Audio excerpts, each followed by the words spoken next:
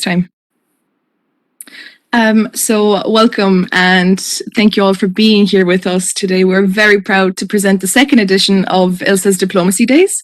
My name is Lily Smolarik and I will be co-moderating today's event with my colleague Zainab. Welcome everyone, my name is Zainab Fayed. So we're part of an association, the ILSA Association, which stands for the International Law Students Association. It is a study association within the Hague University of Applied Sciences and more specifically within the International and European Law Programme. So the purpose of our association is to promote study, profession and development of international law. And this goal is achieved through the efforts of ILSA's many supporters, members, and through the different committees which organise events, workshops and projects. So these groups include the Main Events Committee, the Social Events Committee, the ILSA Journal Committee, and as of this year, the debut of the ILSA Ambassadors team. Now moving on to officially starting today's event. Firstly, we'll begin with a presentation by His Excellency Mr. Kevin Kelly. Secondly, we'll continue with the interview part of this session. And lastly, we will end this event with questions from the audience. We would like to warmly welcome today's honored guest, the Ambassador of Ireland to the Kingdom of the Netherlands, His Excellency Mr. Kevin Kelly.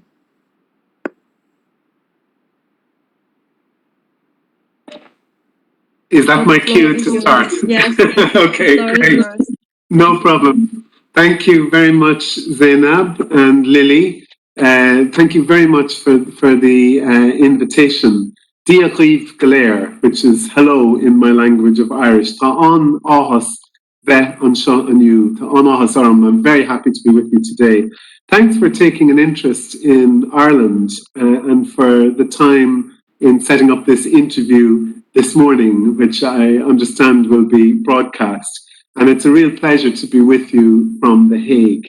I've heard a lot of positive stories about ILSA from some of my fellow ambassadors here in the city who have previously been invited as your guests to participate in Diplomacy Days. So thank you very much for including me on this important list of speakers. It's a great honor to be here. Of course, the promotion of international law is one of Ireland's foreign policy priorities. And that's a purpose, of course, that we will share, therefore, with ILSA. We believe it's of crucial importance to study and develop and promote topics such as peace and security, human rights and the rule of law. And so it's great to see students such as yourselves dedicated to these important issues so early in your professional career. And maybe I've been asked just to say a few words about myself. As Lily and Zainab said, my name is Kevin Kelly and I've been ambassador here in the Netherlands since 2016. So I'm going up to my 5th anniversary this year. So you just caught me on my way out the door, as it were. But before coming here as ambassador I was also head of mission or ambassador for Ireland in Uganda and Rwanda, and I was deputy ambassador in Ethiopia and Zambia. And in all, I've spent actually 16 years in sub-Saharan Africa, which was a very good preparation for some of the roles that I took on later in the Ministry of Foreign Affairs in Ireland. I was humanitarian director for a few years, leading Ireland's humanitarian response, and managing a budget of about 100 million euros a year. And I also served in our political division as Director of Conflict Resolution and as UN Director. So when I came to The Hague, it was a very different job for me. But also just to mention, and I think it's relevant to what I'll say later in my remarks, as well as being Ireland's ambassador to the Netherlands, our minister also appointed me as a special envoy for Ireland's campaign to get elected to the UN Security Council. And happily, I can't take all the credit, but I'll take a little bit of the credit because in June last year, we were elected after a very long, hard-fought campaign, and we've taken up our seat in January of this year. So it's a very exciting time to work as part of Irish Foreign Affairs. So what does an ambassador of Ireland in The Hague do? And I don't know, I hope you're interested in that question.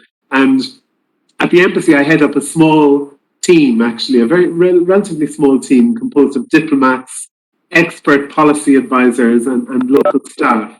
And the embassy, although we're small in numbers, we cover a very wide diversity of fields: political relations, economic, trade, culture. But I'm also, and that's the very nice thing about being an ambassador in The Hague, in addition to those bilateral responsibilities, I'm also Ireland's permanent representative to a number of The Hague-based international organisations that you know very well from your studies: the International Criminal Court, the Organisation for the Prohibition of Chemical Weapons. And it's my duty to maintain close relations with those organisations and represent Ireland's views at them, as much as it is to maintain connections with the Dutch government. So, in terms of the bilateral side, first of all, a major focus of our relationship during my time here has, I'm sure you could guess, it's been Brexit. This has been hard to avoid. But I've also sought to move the discussion that we have with the Dutch beyond Brexit in order to deepen the bilateral partnership and to identify opportunities for cooperation that perhaps we didn't see before or that we didn't exploit as much in the past. Ireland and the Netherlands, we have a very warm relationship and we share many of the same policy priorities. So in fact, being an ambassador here is actually quite a pleasant, enjoyable job because we don't have difficulties really in our bilateral relationship. There may be small areas there, we might have a slightly different focus to the Dutch, but in general, we agree on a great many topics. We're both strong supporters of multilateralism, human rights, disarmament, and the rule of law. We both believe in the UN. The Dutch were on the Security Council before us.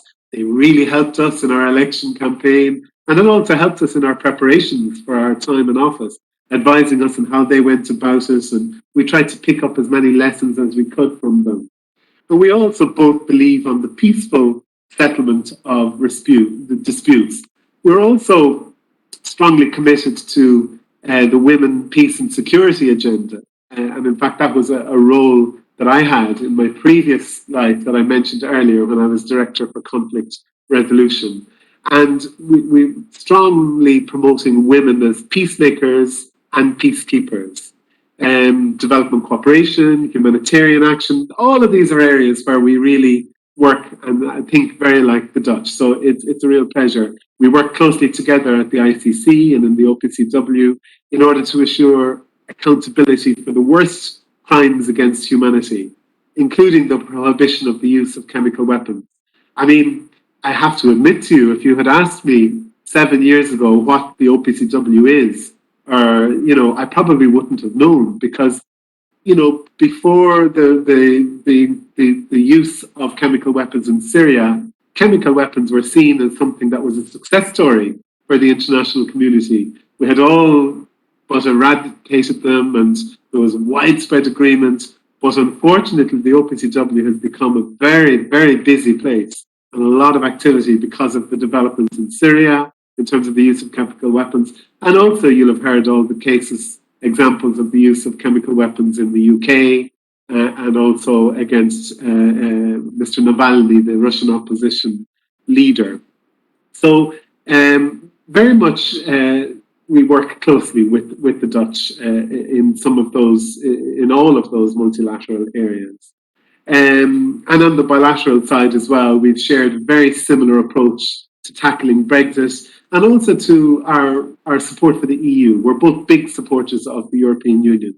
In fact, I think in that area, Ireland can boast higher levels of support for the EU than in this country. But I think what we have all seen is that Brexit has woken people up and people realise now how important the European Union is to us. And I can talk a little bit more about that with you later if you're interested. The Dutch love to visit Ireland and we also love to live and visit here. We now have about 10,000 Irish citizens living in this country, which is a figure. I know Lily is an Irish citizen, so I don't know if you know that you're one of about 10,000 in the country, and there's about 1,000 students in this country studying in a range of different universities, which is really great. We love to see that. And we're very proud also that there's an Irish Studies Centre in Radboud University in Nijmegen. And, it's not in every European country that we have an Irish Studies Centre, which is dedicated specifically to studying Irish literature and culture. So even though we're a small country, Ireland, we do have, we try to make our presence felt, and we have a big impact here. Maybe just to say to you, as a small state, and I want to talk about your interest area, which is international law, we strongly support the power of international law. And we're constantly engaged with the European Union and other partners to support a variety of multilateral mechanisms, which are all aimed at protecting victims of violence, but also holding people and holding states to account. The ICC is a very important institution in this regard, and we strongly believe that it must be able to function as an independent body with a strong and stable budget in order that it can do its job in terms of investigating the most serious international crimes. And I already mentioned to you the OPCW, which was a relatively sleepy organization in the past, but has taken on renewed importance since the repeated violations that we've seen in Syria, with clear evidence of state involvement in the use of chemical weapons against its citizens. But maybe I'll just say a few short words before I conclude about, as I said at the start, the most exciting element possibly of our foreign policy in recent years is our election last year to be on the UN Security Council. And I can answer as many questions, hopefully I'll be able to answer, that you have on that. But we're on the Security Council for 2 years, for 2021 and 2022. So we're one of the 10 non-permanent members. It was a very tough election campaign. We were up against Norway and Canada for one of 2 seats, and Norway and Ireland won those seats. Which was a very tough challenge because Canada, as you know, is a very respectable and important country with a big impact and punch. So we're very proud to have won that election. And I'm really proud, as I said, to have played a small part in Africa related to that election. So we took up our seat on the 1st of January this year. 3 principles underpin our approach, and they are building peace, strengthening conflict prevention, and ensuring accountability. And so we will look at how peacekeeping mandates can be improved, how we can strengthen the link between peacekeeping and peace building, and also, as I said earlier, trying to ensure the involvement of women, young people, and civil society. So that's really a hallmark about how we're approaching our membership on the UN Security Council. We're actively seeking every opportunity to involve women, because very often, too often internationally in terms of peace and security issues, women have been just the victims of violence, or the victims, not the actual agents of conflict resolution. And we know from our history in Ireland the important role that women have played, and sometimes not celebrated enough in terms of conflict resolution. In terms of peacekeeping, that's something Ireland is really proud of. Since 1958, so that's a long time ago, that's over 65 years ago, isn't it now, almost, if I do my math. But our peacekeepers have been serving in various hotspots throughout the world.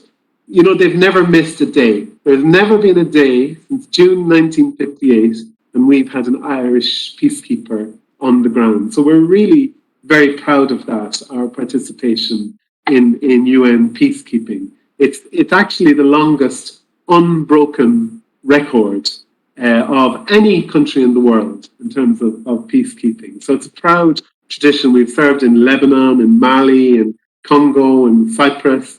And it's not just in terms of UN peacekeeping, we've also been involved in different EU responses as well. So, as I said, there's been over 70,000 individual tours of duty. And then when it comes to international human rights law and international humanitarian law, that is also integral to our approach across the Security Council agenda. And we bring this, I suppose, this vision or this perspective across both country-specific situations and thematic agenda items that are on the Council. Because we know too well that a failure to respect human rights and to uphold the rule of law is very often the root cause of conflict. If you look at many of the conflicts throughout the world, they all started with the warning signs were human rights violations. It's when journalists are locked up. It's when people are not allowed to peacefully protest. That's where when it very often leads to a breakdown in law and order. So we're really trying to work to uphold those mechanisms at the Council, to support the International Criminal Court, and to ensure that the Security Council will do all that it can to hold state actors to account. The ICC is also going to, of course, be very important to this. And in fact, this year, Ireland has been appointed as a focal point on the issue of non-cooperation with the court. So that's really trying to ensure that the state parties of the Rome Statute do their duty, that it's not just signing a treaty to say we're part of the ICC family, it's that you cooperate. So Ireland is the focal point for that. I'm almost ready to stop because I know you want to maybe ask some questions, but just I wouldn't be, if I was talking to you about Irish foreign policy in this sphere, it would be very odd if I didn't mention nuclear disarmament and non-proliferation, because that's been a signature foreign policy ever since we joined the United Nations. And we were the first UN member state to sign the Nuclear Non-Proliferation Treaty in 1958. So this will continue to be an important part of our membership, especially as the Security Council deals with topics such as Iran and North Korea. And of course, on the background and of growing importance to us, as well as to the Netherlands and many countries, is the whole area of climate and the Paris Agreement. And from an international law perspective, we must look beyond traditional threats to international peace and security and to address contemporary drivers of conflict and security, which are, climate change, food insecurity, starvation being used as a weapon of war. A lot of those issues are as relevant in the whole international law sphere. So we're trying to do our best to take a lead on these issues also on the Security Council. So that's just a small taste of what preoccupies the life of this Irish ambassador in the Netherlands. And I hope that kind of has whetted your appetite for an interest in Irish foreign policy and international law. And I'll try to answer your questions, but I know students always tend to ask very tough questions. So I'll try my best to see what I can do with that. And thank you very much for listening to me. Goramila Mahagav Galer. Thank you very much.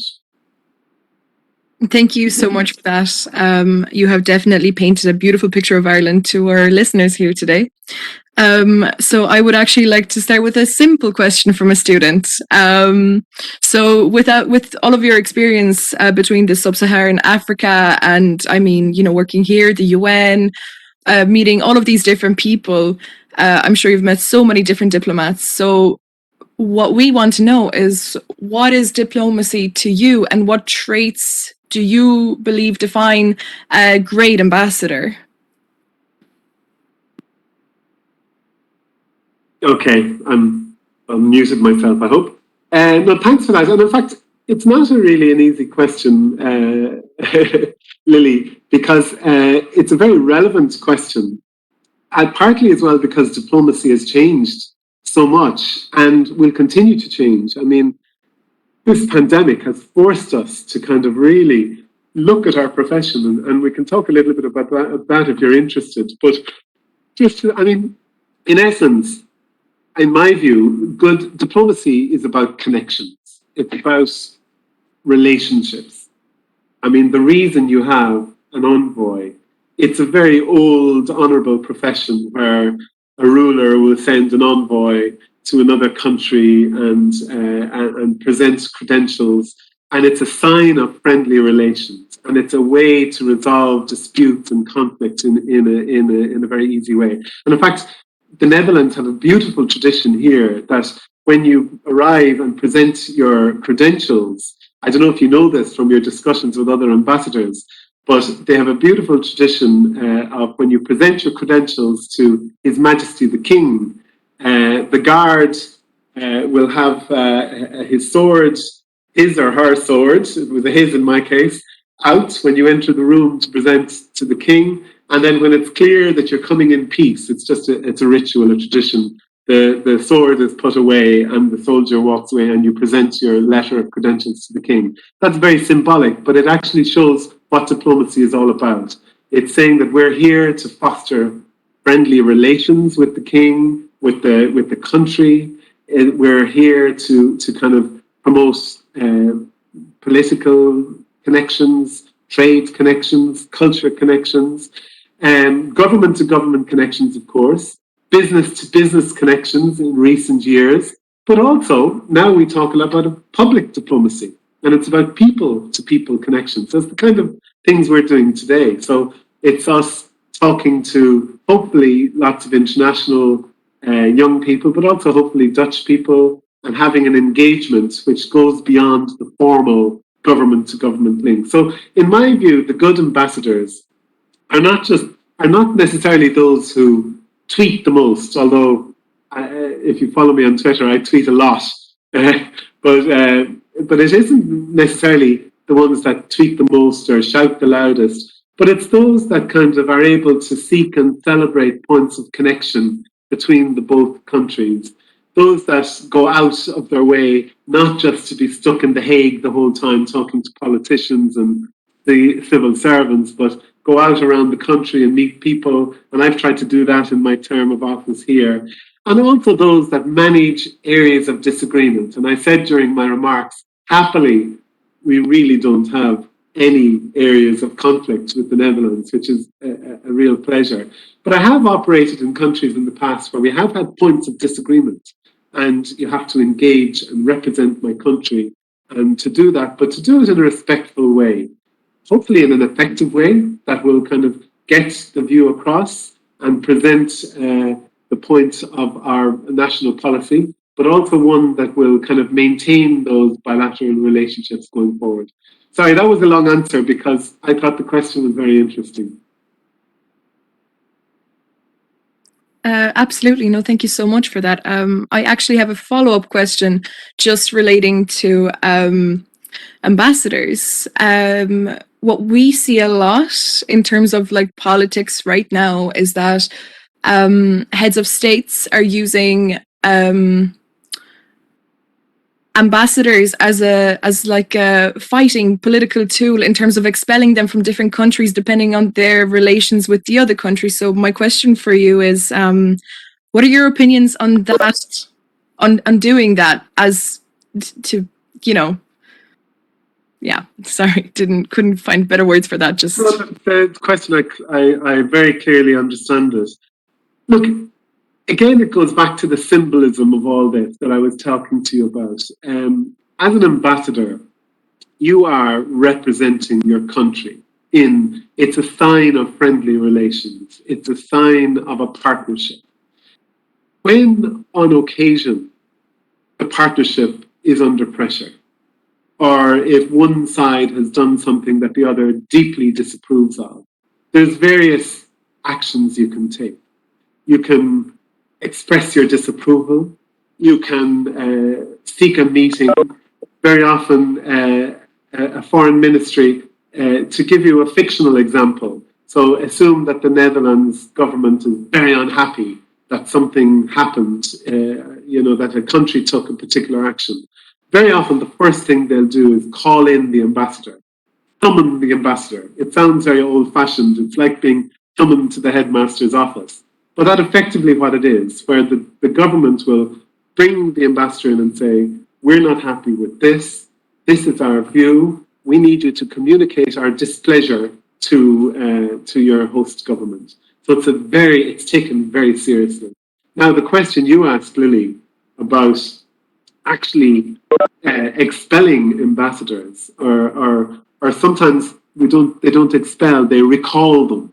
And recall is less than expelling. So you could recall an ambassador to express your displeasure, but it's not a permanent thing. So you might recall your ambassador from a country until the message gets across that you're very unhappy. And once the situation has been resolved, the ambassador could return. That happens here in the Netherlands in terms of relationship with Turkey. I know that ambassadors were recalled.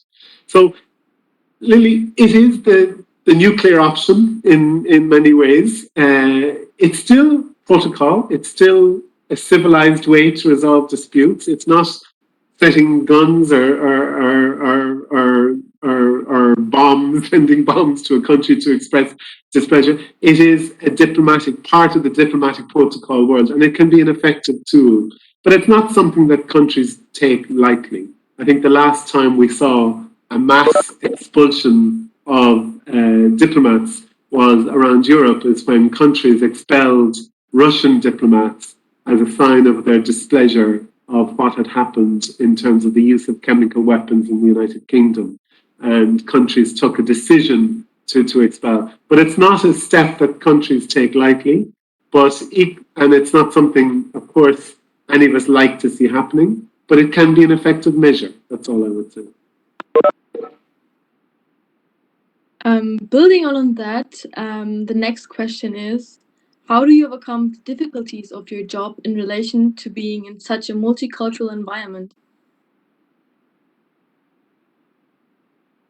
Thanks for that, Zainab. I mean, that can be a challenge, perhaps not so much for an Irish person going to the Netherlands, although there is linguistic language difficulties and there are areas where we're very different to the Dutch, and I've learned those. There's areas where, Dutch way of communicating would be quite different to an Irish person's way of communicating, so there's definitely a period of adjustment to that. There's also real opportunities for learning from that. In terms of me and my coping strategies, if you're asking that, Zainab, I mean, I'm somebody who's always embraced multicultural ever since I was a very small kid. The only thing I wanted to do was to travel the world. And in fact, an awful lot of Irish people are like that. We're a nation of immigrants. About, I hope this statistic is up to date, but I did read somewhere recently that about 17% of Irish people born in Ireland live abroad, and 17% of the population in Ireland were born abroad and they've moved to Ireland. So we're fast becoming a much more multicultural country, which I love. Lily is Irish, Polish. We have lots of new identities in our country, and I'm very, very positive about that. But I mean, it can be a challenge, multiculturalism, especially the further afield you get. And as I said, I lived in Africa for 16 years in 5 different countries, and that's can be quite a culture adjustment when you go to countries like that. But I mean, that's really probably the best part of the job in many ways. It's about if I wanted to just spend all of my life in a monocultural Irish setting, and maybe I would move back to the village where my parents live in Ireland and not travel. But that's partly the beauty and the joy of diplomacy. It's getting to experience all of that. Thank you so much for that. Yes, just on the topic of multiculturalism and how culture is currently, as we live, is transferred through your laptops now in terms of like meeting new people and everything like that, because we are in a pandemic, unfortunately. So just on that topic, how has the corona crisis shaped your role as ambassador in your daily jobs? What has changed? Yeah, look, everything has changed, really. Everything has changed. I mean, I'm actually just so happy and relieved that I did come here in 2016. So I did get to experience so-called normal. I don't like that word normal because I think normal is dead. There's no more normal. But, I did get to experience, getting out there and meeting. Because as I said to you, when you asked me earlier about what's diplomacy about? And I said, it's all about connections and relationships and talking to people and shaking hands. And I know very often there's a lot of stereotypes about ambassadors, that it's just all about cocktail receptions and fancy dinners. There's a little bit of that, but that's not what it's all about. That's where a lot of the heavy work is done, actually, because, you want to, my job is to kind of be the eyes and ears of the Irish government here in the Netherlands, and to be able to report back everything that's happening here. You can't do that just by reading the newspapers or by watching TV. That's about conversation and chatting and getting to know each other. So basically, Lily, everything has changed, because for a long time there, now towards last summer, things started to get back to a little bit of normality, that we were beginning to meet again in small numbers that were allowed by the law. But in general, everything has moved online, which is really hard for my new ambassador colleagues in The Hague, who have arrived in 2020 or early 2021. Effectively, they've never been able to go out and meet in groups. They can have small meetings with people, they can have small lunches or engage, but they haven't had that opportunity to kind of get out there and have a visibility. So it's a real challenge. But I do think, there, like every cloud has a silver lining, they say, and maybe there is the silver lining here is that there are some benefits to this kind of, look at us now. There's a number of people on screen today, but this will be recorded and there'll be people engaging with us. There's a lot of opportunity now.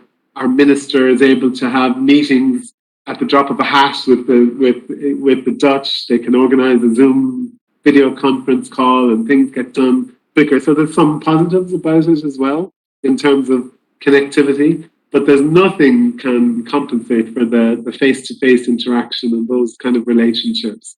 And as I said, I'm only so pleased that I did manage to be here at a time where at least people, I'm not a household name, but in the government, people would know the Irish ambassador here because they've met me and we've had contact and we've had communications in a range of different settings.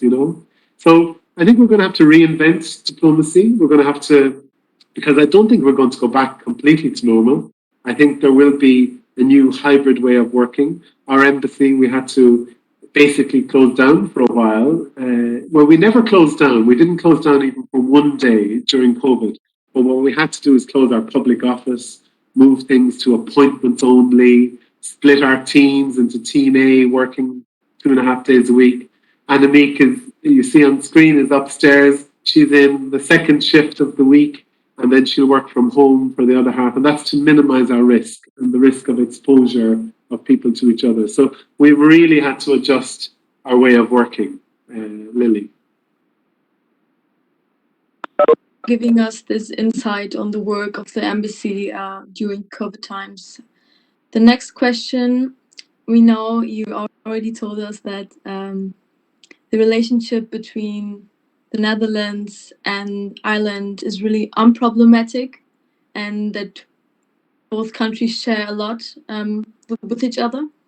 But our question is, what is one political issue that may affect the relationship between Ireland and the Netherlands? Or maybe what was a problem in the past? Yeah, I wasn't just being diplomatic when I said there are no problems. Really, I have to tell you that we have really no areas of major disagreement with the Dutch. I mean, if you really push me to identify what are the points of difference, perhaps when it comes to Middle East policy, the conflict in Israel and Palestine, Ireland would have had a slightly different view traditionally to the Dutch perspective in relation to that. But not really. We both agree in the importance of a two-state solution. We both agree in the importance of a peaceful settlement. We both agree in the need to avoid violence. So, maybe when it comes to there was some slight areas of disagreement, not disagreement as such, but different areas of emphasis at the start of the whole negotiation of the EU's recovery fund, where the Dutch government was far more, they were seen as being part of the frugals. So they were arguing much stronger for, strict fiscal discipline and, tighter rules. Ireland, we also believe in fiscal discipline. We've been through a major economic crisis, 10 years ago. We managed to reform our economy and our rules, but we perhaps would have taken a slightly more nuanced position on some of those issues. Maybe when it comes to EU enlargement, the Dutch government has been slightly more sceptical about enlargement of some of the Balkan countries. Ireland has been more pro-enlargement in some of those areas.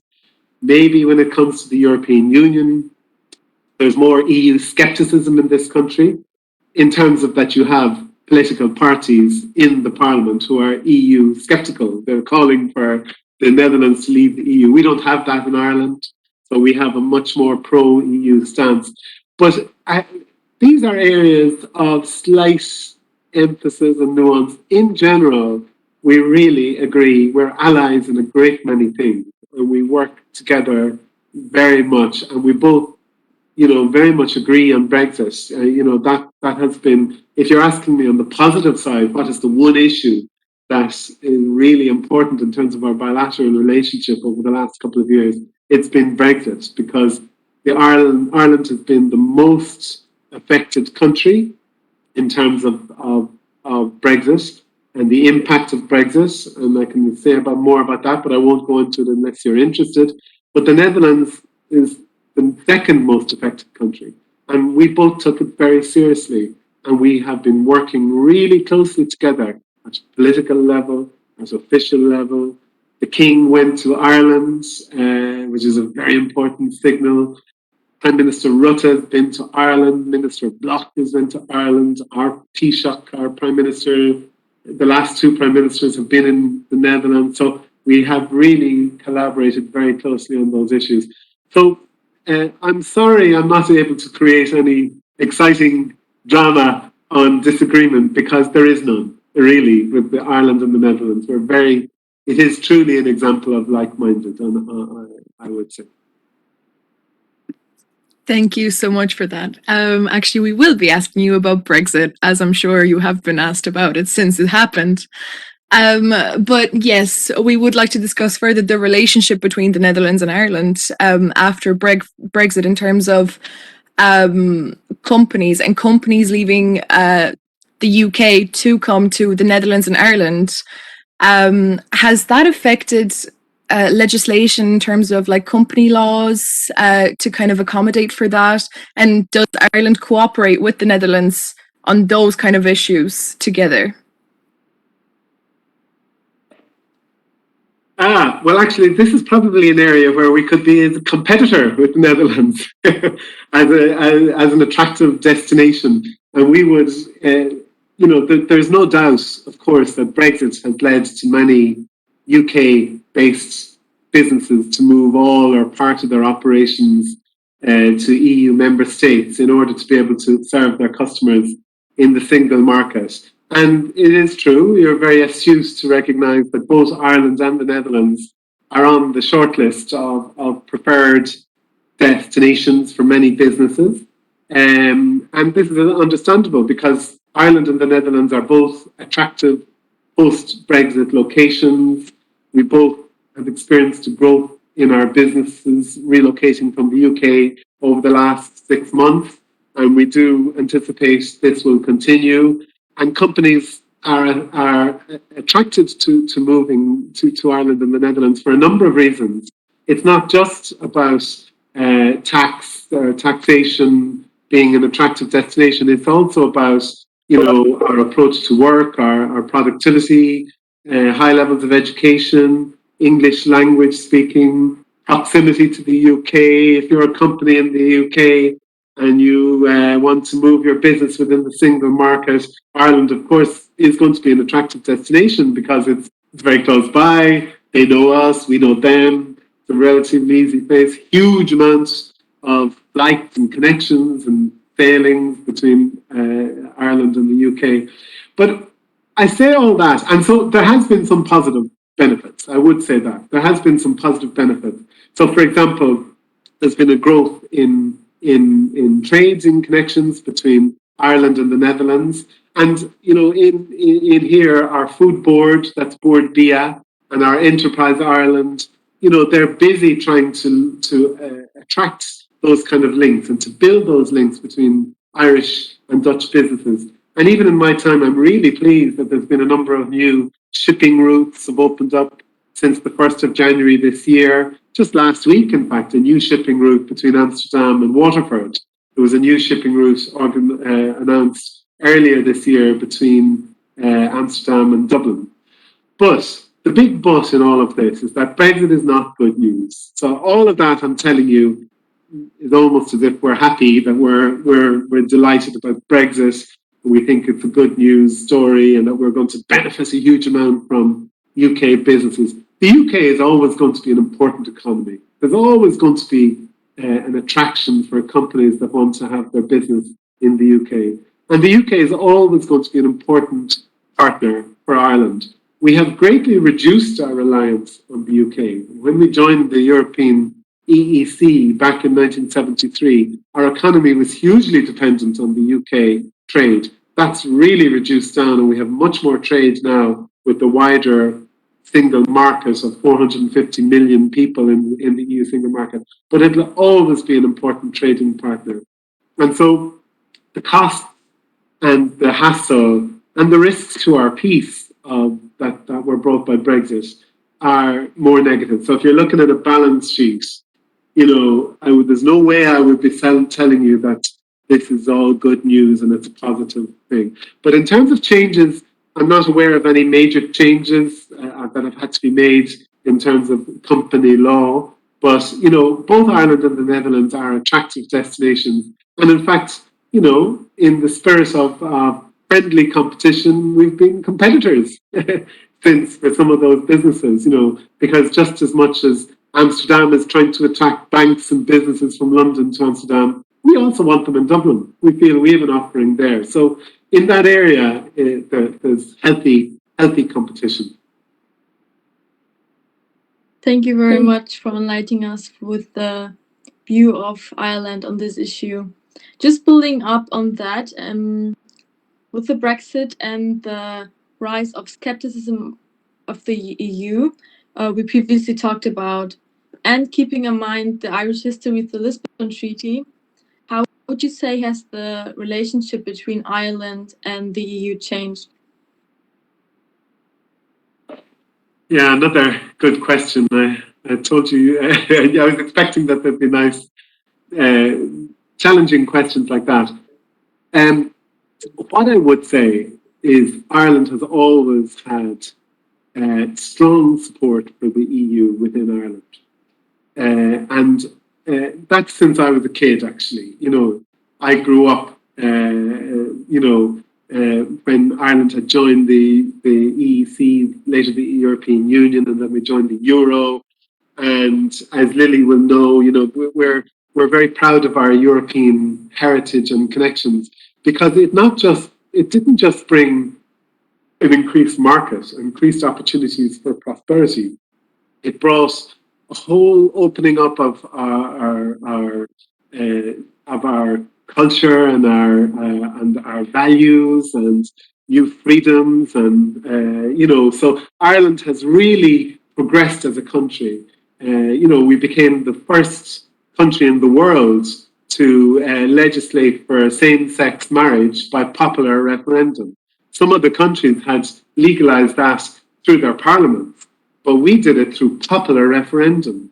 And, if I was, as a young kid growing up in Ireland, was to imagine that would have happened, it's almost hard to believe. So a lot of that is to do with our membership of the EU and the opening up that did in terms of the Irish government's responsibilities as being part of the European Union, but also embracing that.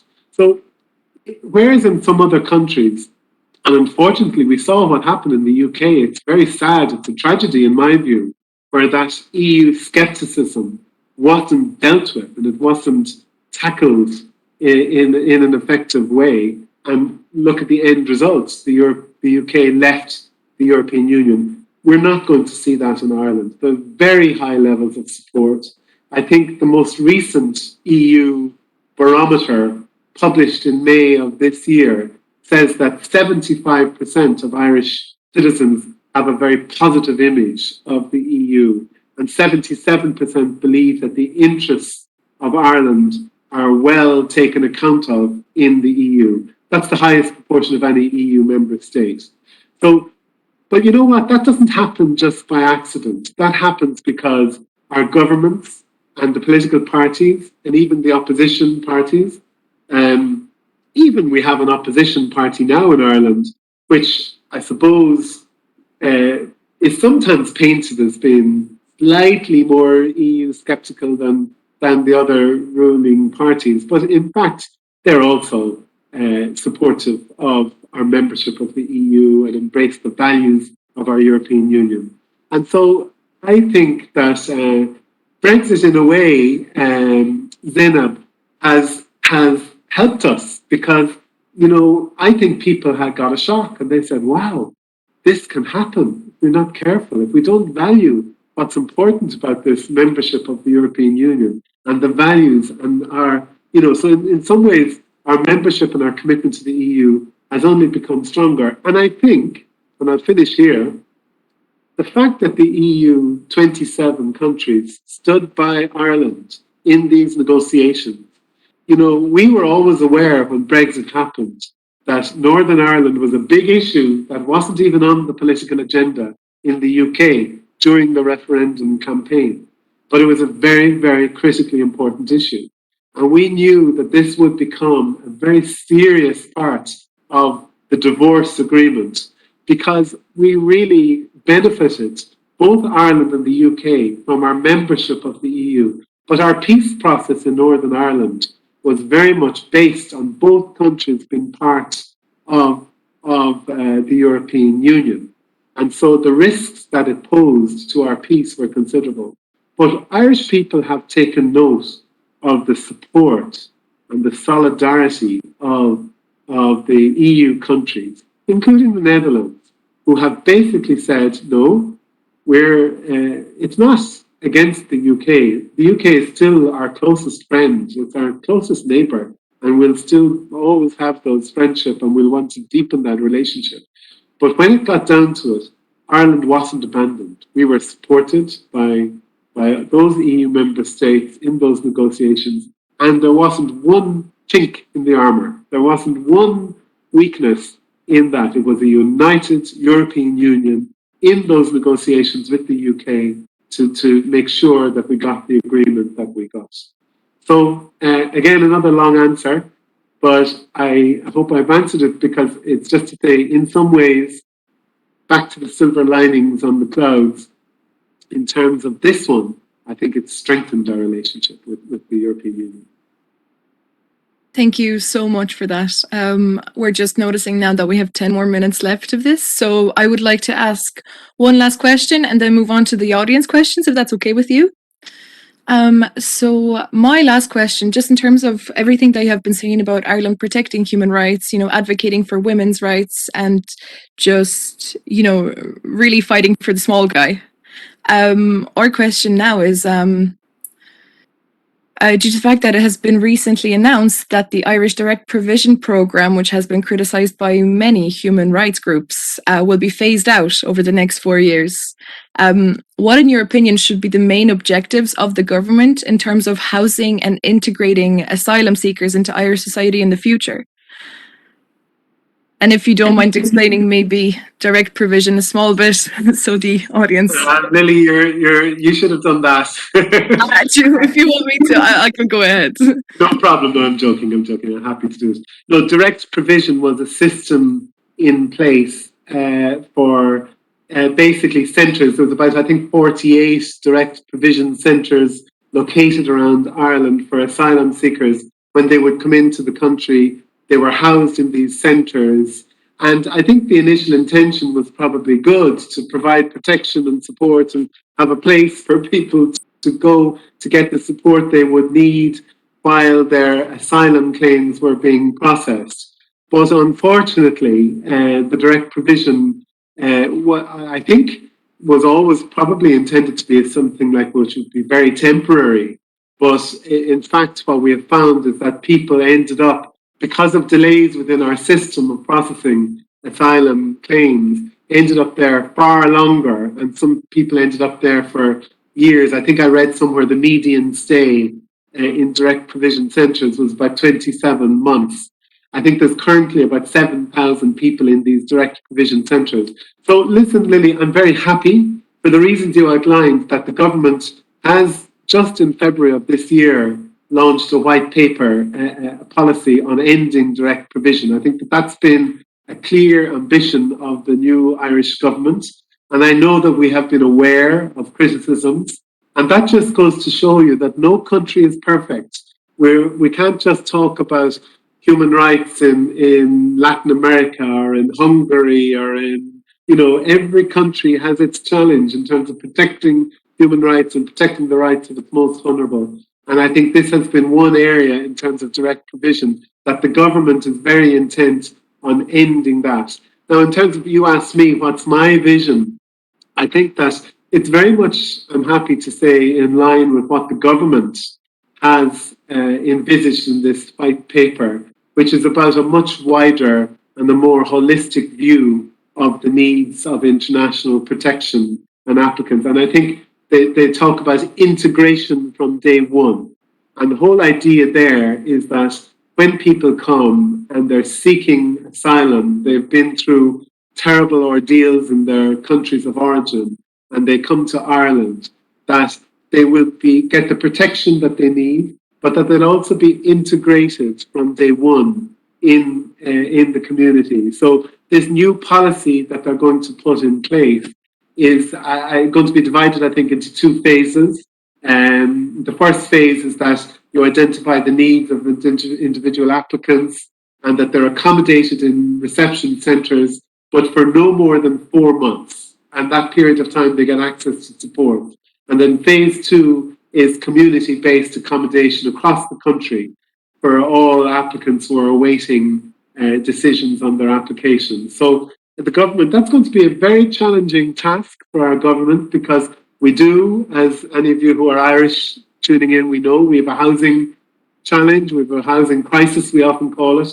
And that's a challenge then to be able to provide proper houses and accommodation and apartments in various parts of the country. But I think the will is there now to end this direct provision. And I think you're right to make that connection, because it's one thing, as I said, for Ireland to be arguing for immigration reform in the United States, or arguing for the rights of refugees in Ethiopia or Somalia, but we also need to make sure that our own systems are in place. But I'm happy that this policy in place. So I think that we're hopefully on the right path towards that.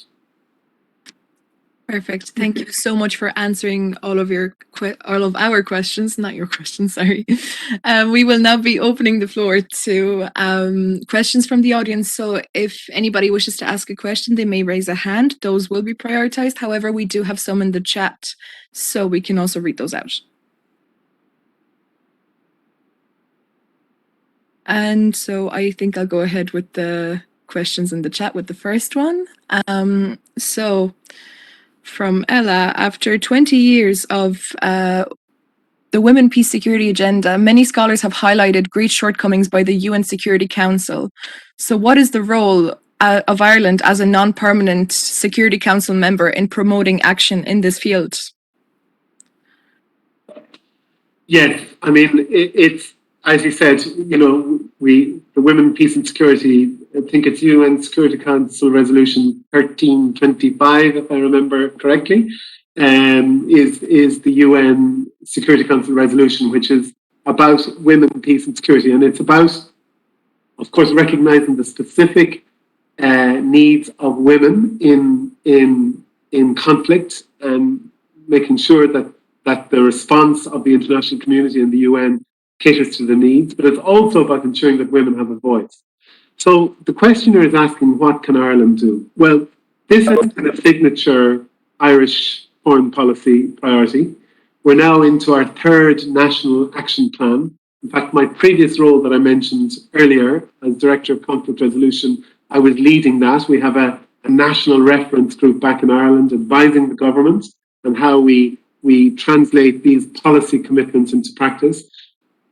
The questioner seems to imply a very valid point. What can you do as a non-permanent member? We're going to just be there for 2 years in the Security Council.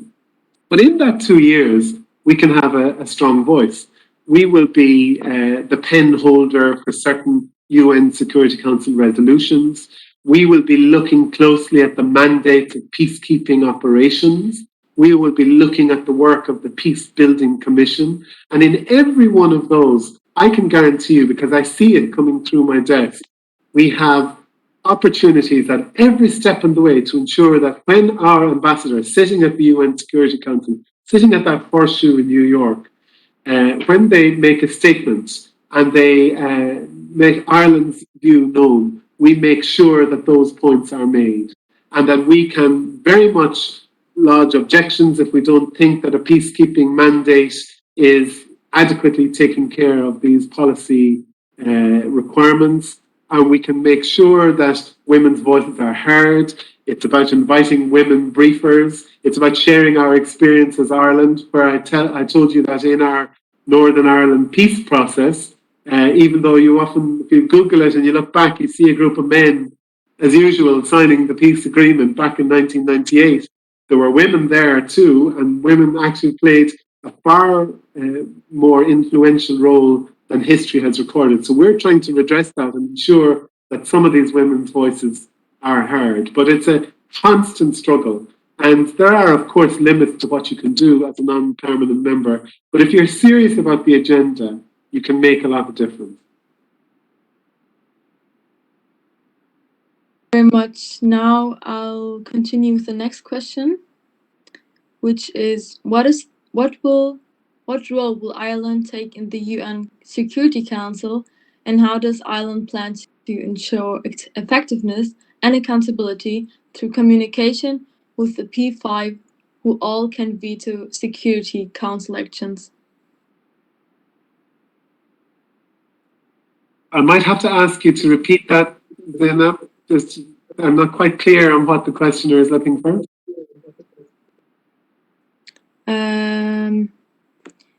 What role will Ireland take in the UN Security Council, and how does Ireland plan to ensure effectiveness and accountability through communication with the P5, who all can veto Security Council actions? Is this clearer now? Yeah, you mentioned veto. Did you? P5, you thought veto. Okay, I didn't hear the word veto. That's it.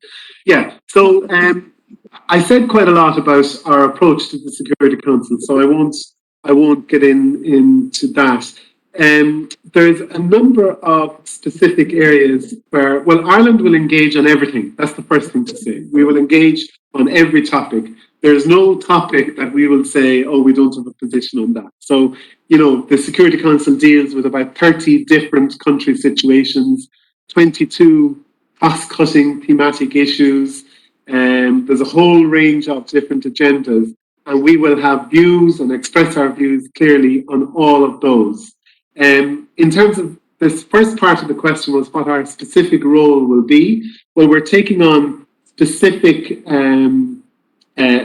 roles in a number of areas. So we're going to be the facilitator for UN Security Council Resolution 2231, which that's all about the Iran nuclear agreements, the JCPOA, which, as you know, under President Trump came under serious pressure because the US withdrew from it. So linked to the question about how you deal with the P5, we're busy not just talking to Iran and all, you know, so the Iranian foreign minister was in Dublin last week. My foreign minister went to Tehran last month and met with the president and foreign minister to try to move that agenda forward, but also dealing with the Americans and the permanent five members of the Security Council try to move that agenda forward. We have a range of other roles. You maybe don't have time for me to get into them, but we're the chair of the Somalia Sanctions Committee. We're a co-chair on the Women, Peace and Security agenda that we talked about. We're a co-chair of the Independent Expert Group on Climate and Security. We're a pen holder with Norway on humanitarian access in Syria. So as a non-permanent member of the Security Council, you take on certain roles. You're a pen holder in that you draft the resolutions, or you're a facilitator, facilitating the dialogue. Now, but the questioner, the more interesting part of that question is about how you deal with the veto and how you deal with the permanent five, because very often people are very critical of the Security Council. They say, 15 members, but 10 of them are only temporary, 10 are elected, 5 are the big power brokers, they run the shop. And you know who the permanent 5 are. That's the UK, France, the US, Russia and China. And so it is true, it's a real challenge on certain areas to get movement. So for example, a recent example already in our membership, when it came to the Middle East peace process, and Ireland really pushed and struggled to get a strong statement about the violence that was happening. As you know, what was happening, there was a big escalation in violence where Hamas were lobbing rockets into Israel, and the Israeli military were launching bombs into Gaza. And so Ireland was really pushing for some action, but there was a certain resistance within the permanent five in terms of making a clear statement. So it's a real challenge to do it.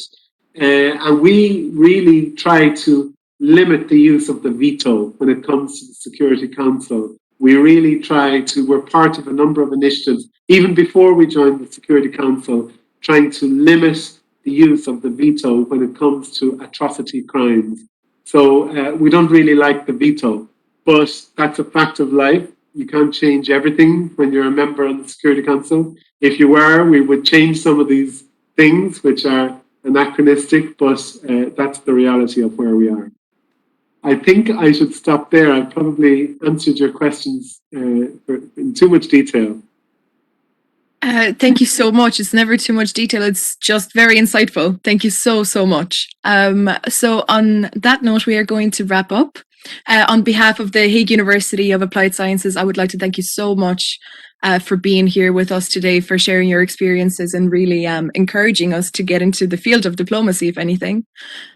We would also love to thank your office, without whose cooperation this would have never happened. So thank you so much. And I am certain our attendees have learned a lot today. So thank you again. And yes, that's that. Thank you very much. I really enjoyed it. Thanks so much. And best wishes, Zainab and Lily. Thank you for the questions. Perfect. Have a great week. Thank you so much. Bye-bye. Very much. Bye-bye. Bye.